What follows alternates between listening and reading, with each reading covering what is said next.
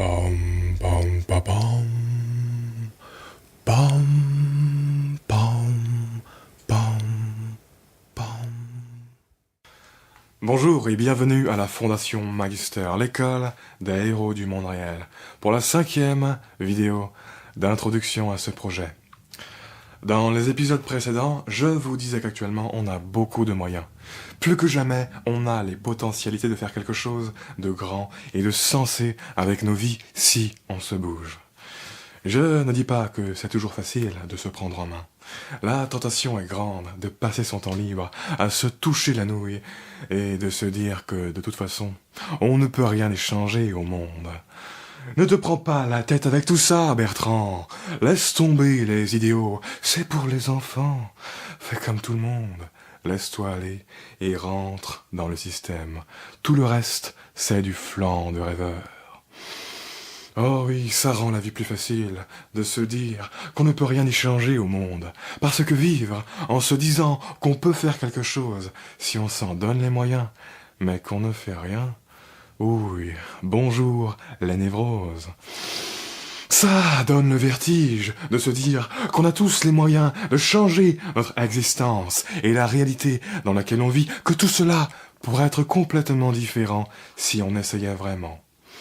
Alors, on préfère ne même pas essayer et se laisser porter par l'inertie culturelle. Comme ça, on ne réalise pas vraiment et c'est moins stressant de vivre dans l'illusion. Mais, en ce qui me concerne, me convaincre que je ne peux rien y faire, que je dois plier et me conformer au système actuel pour vivre dans la dissonance avec le sentiment de ne même pas avoir essayé, ça ne me fait vraiment pas rêver, je n'arrive juste pas à m'y faire. Par exemple, moi, je ne peux pas aller voter et me dire « C'est bon, j'ai fait mon devoir de citoyen, je peux me sentir bien jusqu'aux prochaines élections. » Facile, trop facile. Et après, de quel droit j'aurais de me plaindre du monde et de la vie si je n'utilise même pas les moyens qu'il m'offre pour les changer? Pour moi, le vote, bien souvent, ce n'est pas de la responsabilité, c'est de la déresponsabilité. Parce que si vous croyez que voter, c'est votre seul pouvoir pour changer les choses, vous vivez dans ce qu'on appelle la dissonance cognitive. Au-delà de nos pouvoirs conventionnels, on a plein d'autres pouvoirs naturels, beaucoup plus puissants que l'on n'ose pas reconnaître. Parce que les reconnaître, ça nous rendrait responsables. Et au fond, on ne veut pas être responsable, on veut être tranquille. On se plaint de la politique, mais avoir juste à écrire un nom sur un bout de papier, ça nous arrange pas mal au final. Alors oui, je ne suis pas vraiment fan du monde culturel dans lequel on vit. Il est un peu trop absurde et dissonant à mon goût ce monde. Mais ça n'empêche que je suis dedans. Et je vis moi aussi. Ma vie est en train de se passer dans ce monde. Et j'ai la possibilité de faire autre chose que de me plaindre de ce qui se passe. Je peux bouger, je peux réfléchir, je peux parler, je peux rêver. Et pourquoi le ferais-je? Mais parce que je suis un être humain et que j'ai besoin de donner du sens à mon existence. J'ai besoin de croire. Et en ce qui me concerne, j'ai l'esprit un peu trop rationnel pour trouver ce sens dans une religion toute faite ou dans une spiritualité illusoire. Je ne veux pas gagner un sens si c'est pour en perdre un autre. Alors oui, je comprends les gens qui sont attachés à la religion ou à la spiritualité mystique. Vraiment, je compatis. On a tellement besoin de croire qu'il y a quelque chose au-delà de ce que l'on perçoit de la vie, qu'on utilise nos capacités de rêveur pour s'inventer des histoires grandiloquentes et rassurantes sur l'existence. Mais ces capacités de rêveur, on devrait plutôt les utiliser pour inventer des choses tangibles qui peuvent nous faire avancer, vous ne croyez pas? Être trop rationnel, ce n'est pas une bonne chose, mais ça n'empêche qu'on est dans le monde réel, pas dans du Disney. En ce qui me concerne, il n'y a aucun foutu Dieu ici, aucun grand plan divin, aucune magie de l'univers sur lesquelles on peut se reposer. Au diable, toutes ces béquilles placebo qui détournent notre attention du véritable potentiel et des vraies solutions. Ayons le courage de regarder les choses en face. La seule magie qu'il y a ici sur Terre, c'est celle qui nous fait vivre dans la conscience responsable. La seule chose qui se rapproche des dieux, c'est nous.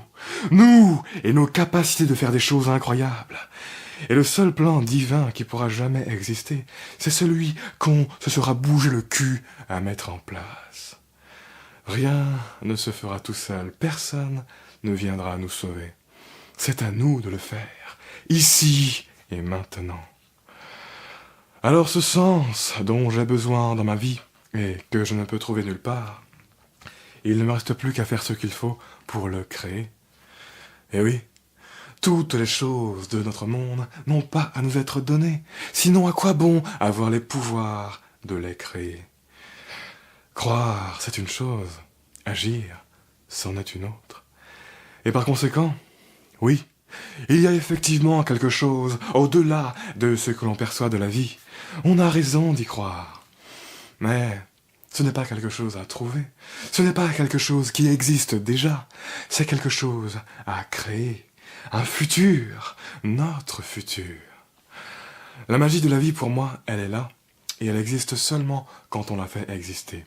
Par nos choix, par nos actions, par notre façon d'être. Et si on arrive à maîtriser cette magie-là, cette magie qui a le potentiel de donner un sens plus fort à la vie, le potentiel de faire de nos idéaux une réalité, eh bien, on aura tout gagné, et on n'aura certainement plus besoin d'un Dieu.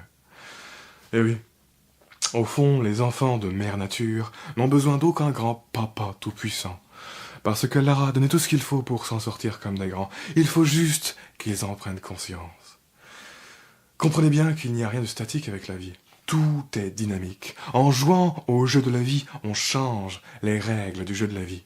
Parce que, qu'on le veuille ou non, on est une partie intégrante de ce foutu jeu. Alors, ça ne sert à rien de chercher les règles et les vérités de ce jeu-là pour savoir comment s'y prendre. Ça ne sert à rien de chercher le sens profond de la vie, comme si tout était déjà écrit. Ce qu'il faut, c'est les définir pour avancer. C'est à ça qu'elle nous sert, notre capacité d'imagination, à designer le futur vers lequel on veut aller. Alors, malgré ce contexte culturel qui ne me fait vraiment pas rêver, je fais abstraction et je prends conscience de ce qu'est ma vie au-delà de ce voile. Moi aussi, j'ai gagné ma place dans le théâtre de la vie sur Terre. J'existe et je suis libre d'essayer de refaçonner ce voile qui ne me plaît pas. Libre de faire exister le futur que je veux faire exister. Alors oui, peut-être que je suis tout seul, mais ça n'enlève rien à mes pouvoirs d'être humain, ça n'excuse rien.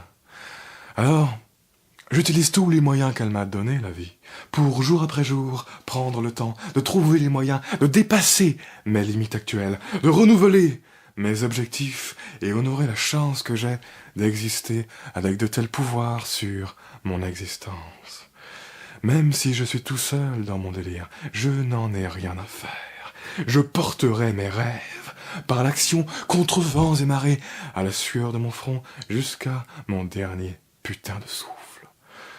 Et alors seulement je pourrais me dire que j'ai vécu une vie d'homme.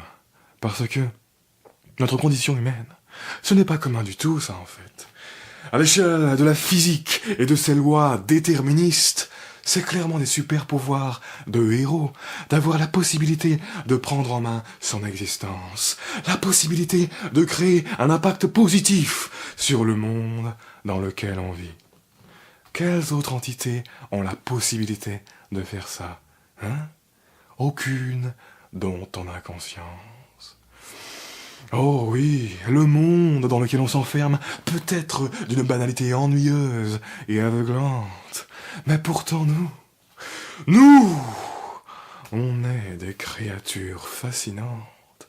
L'être humain peut aller très loin du banal, s'il se le permet. Son potentiel ne connaît aucun équivalent. Et c'est donc si regrettable qu'il soit dormant.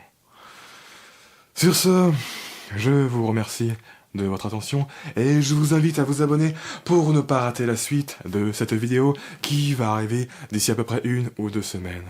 En attendant, si ce que je vous raconte vous intéresse et vous émoustille, affirmez vos émotions et partagez cette vidéo. Ciao.